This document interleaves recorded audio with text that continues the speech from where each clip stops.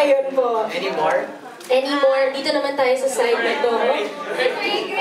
Miss Clarice! Ikaw naman po.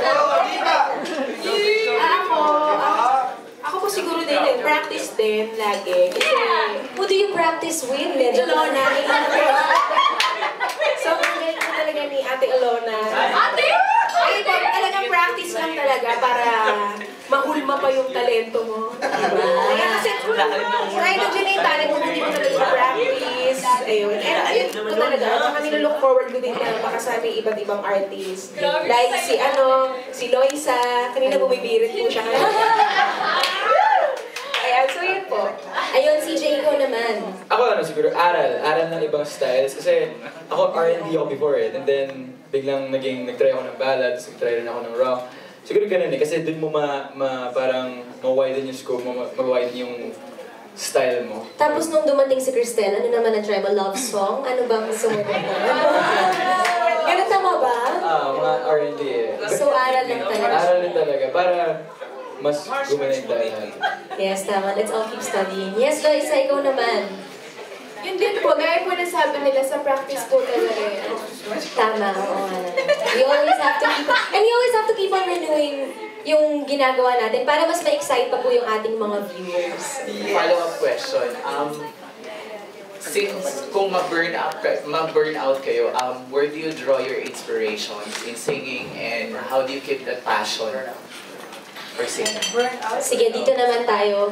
Marion, how do you keep the fire burning inside of you? For music, ha?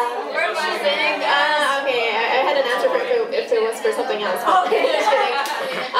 For music, actually sometimes you will feel that way. Especially for me, I'm struggling a bit right now sa music industry dahil yung music ko hindi siya super like for everyone. Like if you listen to my new album, medyo... Ganda naman Thank you! I was actually just fishing for compliments. I'm kidding. Yeah, medyo mas tug-tug din siya ngayon. Pero, ayun, I think it's important also sometimes na to step away from the music first. Let yourself miss it a bit more. Kasi minsan nagiging more on the job na siya than the passion for it. So, I think for any job naman ganun, like take a step away from it. And then when you get back, sobrang may love ka na ulit. All over again. So, yeah. Yes, keep the fire burning. Do we have other answers? Gray, Rene, or Iman? How do you keep the fire burning for your music? Keep the fire burning. Ayan, go, Iman. Ako naman po. You can keep the fire burning for music by collaborating a lot. Kasi pag may nakikita kang ibang perspective ng ibang artist or ibang style, or baka ma-push ka pa para i-hone at mas gumaling yung talento mo. And you have so much to learn from everyone eh. No matter who, no matter how many years sila in the industry or whatever, everyone has something to teach you. Kaya yun, collaborate. Tunog Star Magic.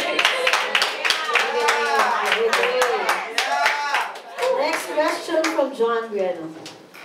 Hello guys, I'm John from Kumakaw.com.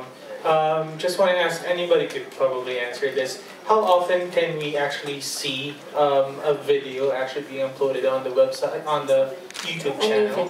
And do artists have a hand on also uploading their own content on it? I think the best person to answer that would be Sir EJ.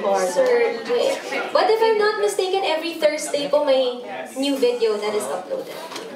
Actually, sir, every Thursday po yung schedule namin for Tunog Star Magic. And then we don't limit naman per artist to upload video of themselves din po, yung mga performance nila. So, yun. But it should be uploaded first on our YouTube channel. And then they could... Yes.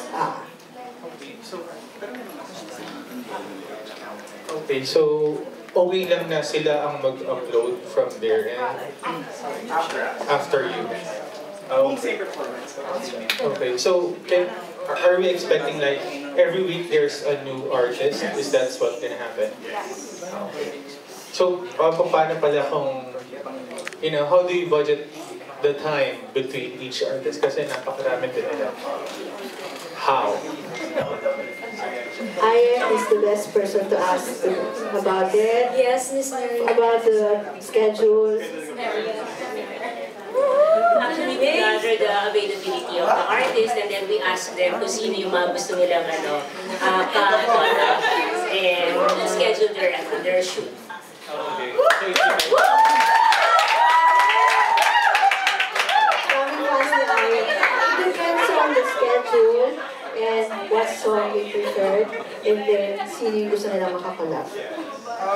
Every week po yan, starting July 20.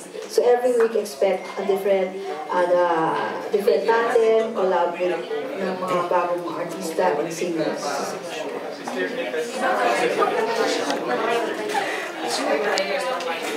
No reason naman, just really the start of Thursday. Kasi we usually have an online feature already. Like for weekend, we have the spotlight. And then we have this second, parang mala TV online programming na for singers and artists. Yes. Not the usual coverage of our events. So it's a different thing. Okay, thanks, John. Our next question is from Mau. Hello po!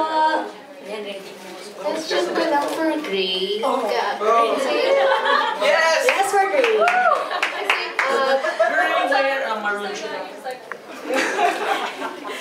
Gray, kasi ikaw so far yung nasa first batch na galing sa group talaga. So, anong mangyayari after this? Anong feeling mo na ngayon, kumbaga? Probably naman kasi may ka-collab ka sa magiging vid mo or video mo. Anong thoughts na mag-usap? Siyempre po, it's a new experience kasi from a group and to be with another